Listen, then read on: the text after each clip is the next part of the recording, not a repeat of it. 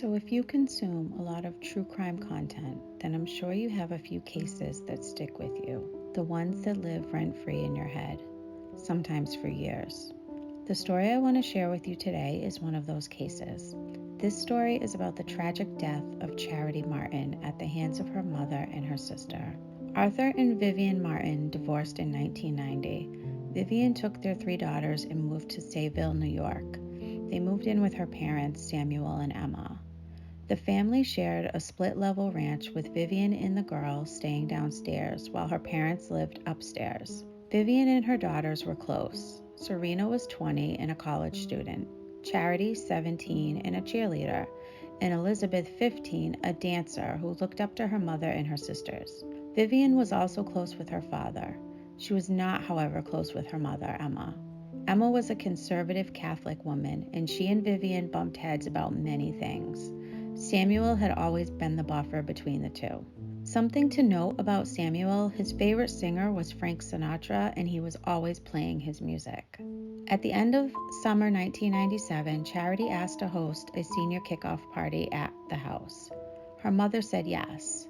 This upset Emma and added to the tension between them.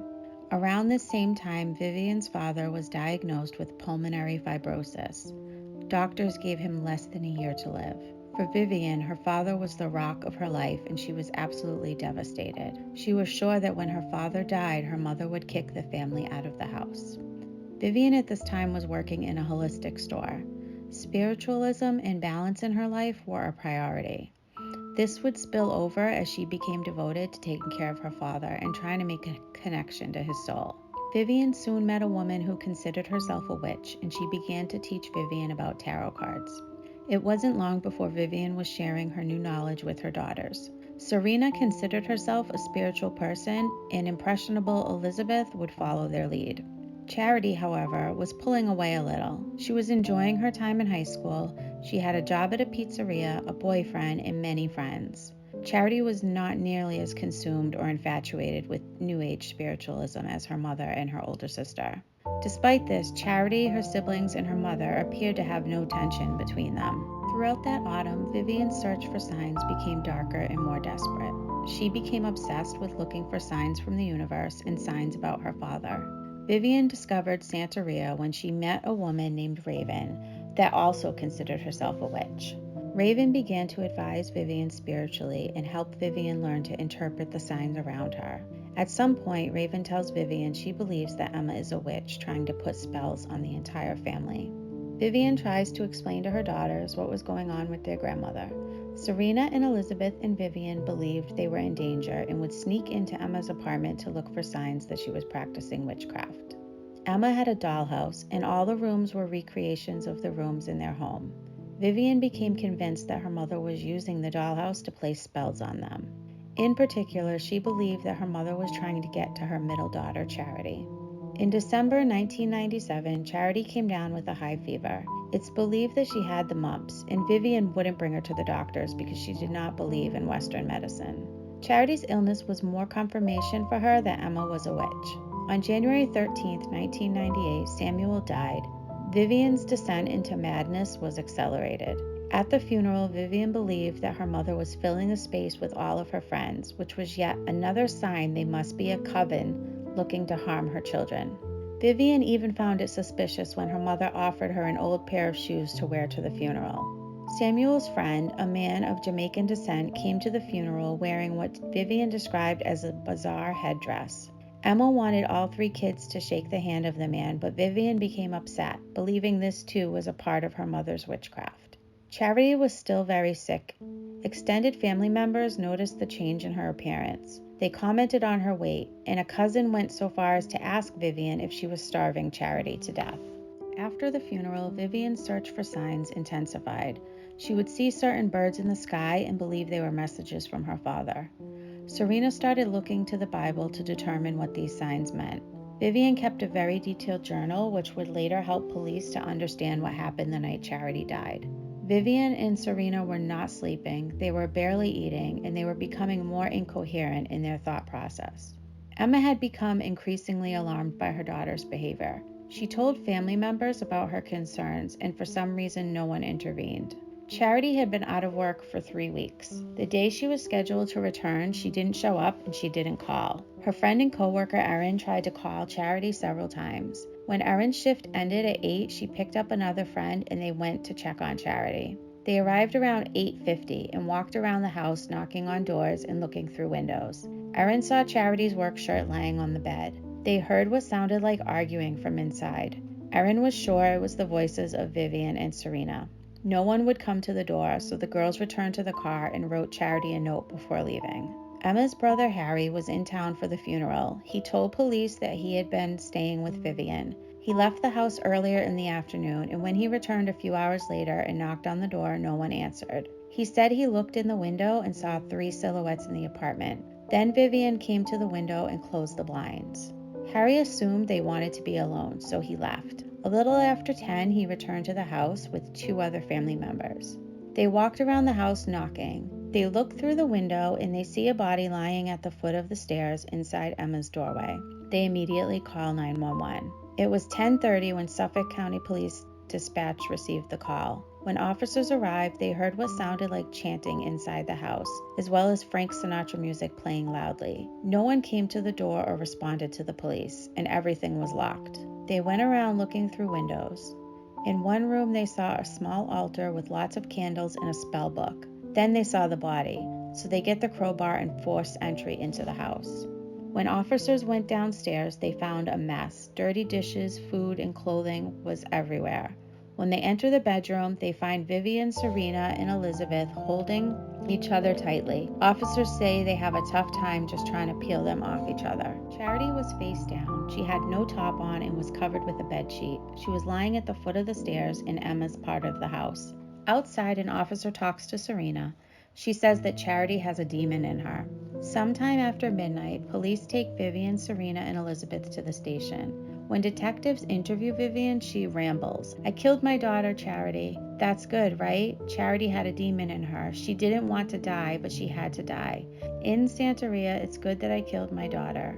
Charity is a sacrifice to God." Emma also gave a statement that night. She told the police, "My husband, Vivian's father, died last Tuesday, January 13th. Since his death, my daughter Vivian has been behaving strangely. My daughter is very religious and had told family members that there was evil in my house. This afternoon at about 4 p.m., I heard Vivian screaming that they would kill Charity. She kept saying that they were trying to get Charity. I called Shannon, my daughter-in-law, and told her what was happening. Shortly after, Emma left the house and went to stay with her son. Yet again, sadly, no one intervened. When Elizabeth talked to the police, she was able to give an eyewitness account of the last few hours of Charity's life. She told them, "For a few months, my sister Charity has been consumed by a demon. This demon would go in and out of her. There was no love in Charity. Her body broke out in a rash of pimples, and she got thin, and a wart was on her finger. The demon had to get out of her. My mom, Serena, and I prayed out loud to drive the demon from Charity's body." She told detectives that Charity was calling out her grandfather's name and that they held her down while the demon screamed and fought. When Vivian asked Charity if the demon was gone, Charity shook her head and faintly said no. Vivian held her and said, "I love you," and then Charity started crying. Elizabeth told police that Charity was screaming, "It hurts," and to get it out. Vivian told Charity she would not let the demon take her. She put their faces together and told Charity to blow the demon out of her mouth. Vivian was attempting to inhale the demon from Charity, and she would try to kill it. After a few tries, Vivian said, "Sorry, girls, but this isn't Charity. It's taken over her," before taking a pillow from the couch and trying to smother Charity. Elizabeth was sitting on the couch, watching in horror as Serena helped her mother. She was hysterical, and eventually Vivian told her to go to her room. Once she was alone in her room, Elizabeth wanted to call the police. However, the buttons on the cordless phone were really loud and she was afraid her mother would hear. Then she considered going out the window, but she bumped into a piece of furniture that made more noise. At this point, she was so scared she just got under the covers and covered her head. Elizabeth went on to say, "After some time, I can't remember how long, I came out of the bedroom. When I got into the living room, I saw Charity lying on the floor face down. My mom told me not to look at Charity, but I did, and I knew she was dead. Serena was pacing. Mom said, 'Don't be sad because that isn't Charity. Don't be attached to the body.' We entered my mom's room and held hands on the bed. We listened to my grandfather's favorite Frank Sinatra music. Mom and Serena left the room and moved the body.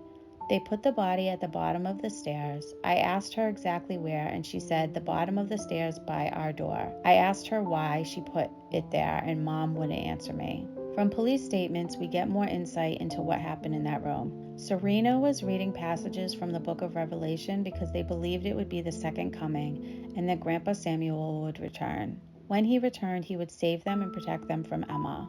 Charity fought hard that night. When they failed to smother her with the pillow, Vivian decided to use a plastic bag. Serena held her sister down while Vivian put a plastic bag over Charity's head. They all struggled for a while. Eventually, Charity, weak from illness and overpowered, stopped fighting. Authorities had several theories about why Charity was moved to the stairs. Some believed that Vivian and Serena had moved the body to make it look like she had fallen down the stairs. Others thought that Vivian felt that her mother wanted the demon and she wanted the body, so they put it at Emma's door. Serena and Vivian were charged with the death of Charity. Officials stated that Elizabeth was not charged because she did not participate in the assaultive behavior, and at the critical point near the end, she left the room. Vivian's attorney entered a not guilty by reason of insanity plea. Doctors reviewed all the material, including crime scene photos and statements Vivian made. Vivian was evaluated and said to have highly organized paranoid delusions, and that she continued to doubt that her daughter was dead. The state had their doctor examine Vivian, and he agreed with the defense that she was, in fact, suffering from a mental disease or defect, and that she was incapable of appreciating the nature and consequences of her actions. She was declared insane on March 4, 1999. Within a relatively short period, doctors determined that she was no longer mentally ill and she was paroled to a non-secure facility. In a report dated August 23, 1999, 2 examiners found her not to be dangerously mentally ill. Vivian eventually moved to another state. Serena was allowed to plead to second-degree manslaughter and spend between 1.5 to 4.5 years in prison. Her father, Arthur, stood by her in court, telling the media he loved his daughter and still believed in her. He had no comment about his ex-wife, Vivian. After release from prison, Serena left Sayville, married, and became a mother. Elizabeth changed her name, severing all ties with the family.